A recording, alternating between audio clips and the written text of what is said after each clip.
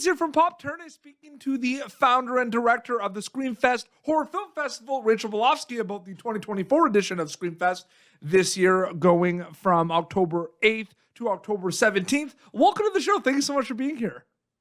Thanks so much for having me. I mean, it's spooky season, but let's be honest, for you and the whole team for Screamfest, I feel like it's spooky season all year long, right? Because you're always focusing on this festival. It's definitely all year long. We're definitely watching films all year long, or we're doing screenings, whether here in LA or, our New Orleans edition. So we're bouncing back and forth, and so it's all year long. Absolutely. To be more specific about that, I know it's a whole kind of 1 year process, but when do you kind of really start thinking about kind of selections or the new festival? Because it's going to wrap basically, in October, and then you on to the next year. But there needs to be a little bit of a break? Are you like on it right away? Like, what's that like? I always thought about that specifically, the next year, right? Because we know a festival's coming back, you know what I mean? Yeah, no, it really starts. I don't think we take much time off in between. We do the LA festival, Screamfest, and we leave the next morning, and then we go to New Orleans, and then we do our weekend down there, and then we come back, and then maybe we take a week off. But once we're back, we're like, okay, what worked, what didn't, what can we do differently for next year? What are we going to do for this year? Believe it or not, submission films are already coming in, so we're already diving back into it. So there's no lull. Absolutely. The festival is known for, premiering some of the greatest, most classic horror film festivals of all time, with Paranormal Activity, Trick or Treat. I'm wondering when you start kind of thinking about that type of kind of reaction and the ability to kind of discover things. Is that kind of one of the main things about Screamfest as well? You really want to kind of showcase, but you also really want to have an opportunity for it to be a launch pad for a lot of filmmakers, or does that kind of happen naturally afterwards? I think the launching pad is kind of sometimes during the festival, sometimes after. I mean, always happy when a filmmaker has something go on and have like a launching pad. And it's not necessarily something we've done, but we love to celebrate their successes. Brett Pierce, Drew Pierce, they did the Wretched a few years ago. It was 2019. It was a great screening. And then COVID hit. But they're the ones really with IFC that turned the whole drive-in thing into it. And they broke box offices. So we're like, go, guys, that's awesome. Yeah, that was I love that movie. That was great. That ending with the flower was awesome. It was awesome. So good. Yeah. Incredible lineup this year from the features and from the shorts as well. Yes. I want to kind of mention some really cool things. Obviously, Ick is going to be kind of part of the opening kind of ceremony. That's exciting. I do want to mention Hulu's kind of presence this year with Mr. Crockett and Carved. How important is it to kind of have Huluween kind of part of Screamfest this year specifically? We love Hulu. Hulu has been, partnering with us on films for quite some time. We did Clive Barker's Book of Blood. Again, drive-in, during COVID days. That was an awesome drive-in. We've done different films with them. So they're always fun. I love that, especially this year, how Carved and Mr. Crockett came out of short films, and Brandon is an alumni, so he's been in the festival with a couple of shorts, including Mr. Crockett. So that's kind of exciting. But I love them. They're just such a fun, easy group to work with. Absolutely.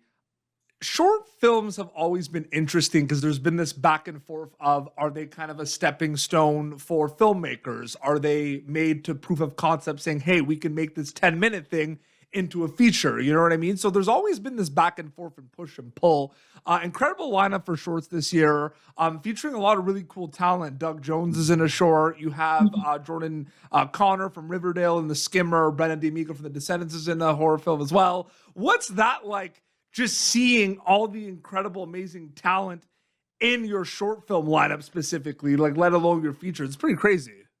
It's pretty crazy, yeah. And it just, we're very excited for that, but it is seeing more and more of like, oh wow, he's in this, or that's so cool, or so it's just I think it makes it I love that those artists are supporting filmmakers making short films, right? Because that relationship can only grow from there. And so I love that there is not any kind of disdain, because there certainly was a time when certain actors wouldn't do short film. So I really love that they're supporting the medium. I think that's fantastic.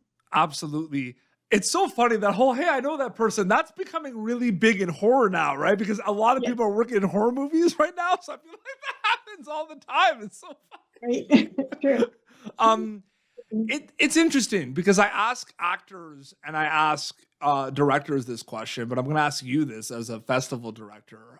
So much happens before the festival launches on the 8th. It's a year of preparation. It's a year of watching films. So you can kind of see it as two journeys for Screamfest for Rachel. You can see it as before Screamfest and after Screamfest, journey-wise. Or do you see it as one big journey with multiple steps in between? I'm curious about that.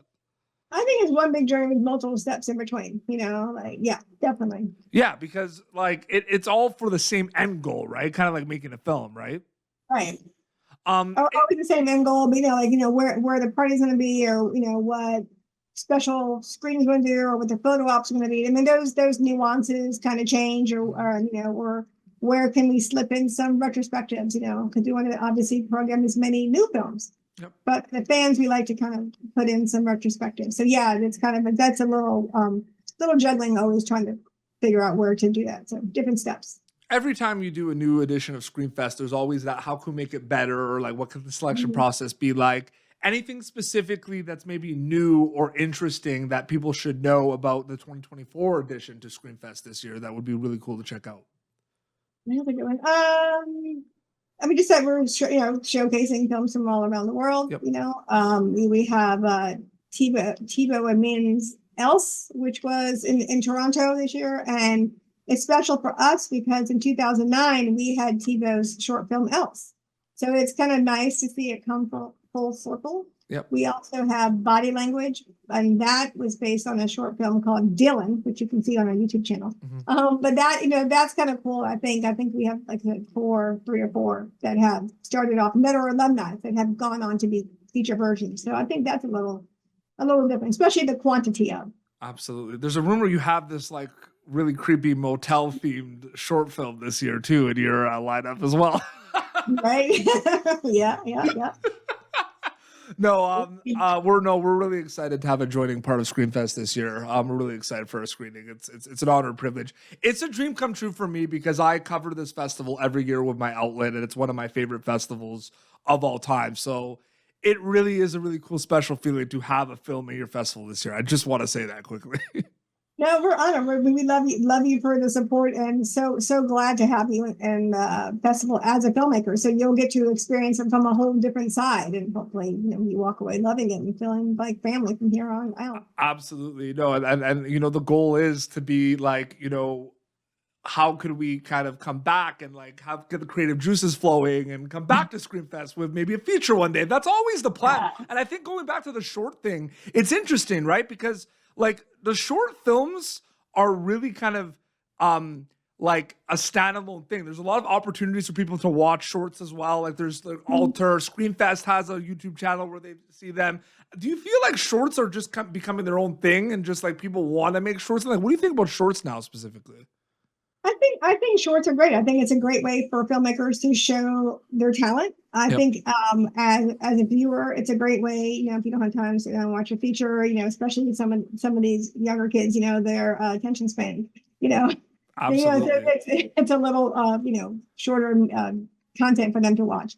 But I think I believe on our channel, YouTube channel, we see comments from different people, different geographic locations that are responding to the short. So I think it's just a great way of getting your work out there. Absolutely. All the screenings at the TCL Chinese Theaters, it's going to be incredible. I'm so excited. Everyone is so excited to check out all the films. And then it's cool because some films, have release dates, some don't. So it's a really good opportunity to see kind of what's out there and really kind of start spooky season off. Rachel, thank you so much for your time. It really was an honor and privilege to speak with you. Thank you so much for your time. Thank you so much.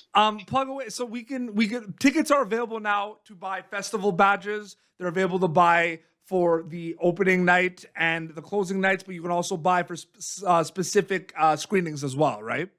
Correct. Yes. Awesome. I didn't miss anything. I think I got the 4 there. Yeah, it's fabulous. Screamfest LA on Instagram. as well if they want to keep update with everything, and the website, right? That's all the plugs? Yep. Okay, got to make sure I got the plugs. Awesome. Happy spooky season. you. This has been Pop Turn. YouTube.com/PopTurn for previous episodes. Till next time, this is Rachel and Petey Beats signing off. Thank you for tuning in to Popternative. Make sure to check out our past episodes of Popternative on YouTube. This has been an Autograph Communications production.